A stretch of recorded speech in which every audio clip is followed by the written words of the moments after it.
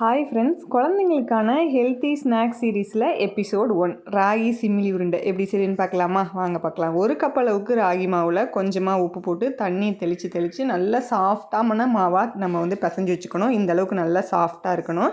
பிசைஞ்ச மாவில் ஒரு போர்ஷன் எடுத்து வாழை இலையில் தட்டிட்டு இப்போ தோசை தவாவில் நெய் அப்ளை பண்ணிவிட்டு இப்போ நம்ம தட்டி வச்சுருந்ததை அது தோசை தவாவில் போட்டுட்டு 2 பக்கமும் நெய் போட்டு நல்லா நம்ம சுட்டு எடுத்துக்கலாம். ரொம்ப முருகலாக சுடணும்னு அவசியம் இல்லை. இந்த அளவுக்கு சுட்டு எடுத்ததுக்கப்புறம் இது கூடவே 3/4 கப் அளவுக்கு வேர்க்கடலை எடுத்திருக்கேன். அதை வறுத்து எடுத்துக்கலாம். நல்லா வறுத்து எடுத்ததுக்கப்புறமா நம்ம சுட்டு வச்சுருக்க ராகி எடையை சின்ன சின்ன பீசஸாக கட் பண்ணிவிட்டு நம்ம மிக்ஸி ஜாரில் சேர்த்து நல்லா ஒரு பல்ஸ் விட்டு இந்த அளவுக்கு அரைச்சி எடுத்துகிட்டு வந்துட்டு வறுத்த வேர்க்கடலை இது கூட சேர்த்துக்கலாம். நான் 3/4 கப் அளவுக்கு வேர்க்கடலை சேர்த்துருக்கேன். நீங்கள் இன்னும் கொஞ்சம் கம்மியாக கூட சேர்த்துக்கலாம். இதையும் நல்லா ஒரு பல்ஸ் விட்டுட்டு இப்போ 3/4 கப் அளவுக்கு நாட்டு சர்க்கரையும் போட்டு ஒரு பல்ஸ் விட்டு எடுத்துட்டோம் அப்படின்னா சூப்பராக உருண்டை பிடிக்கிற அளவுக்கு நம்மளுக்கு பதம் கிடைக்கும்.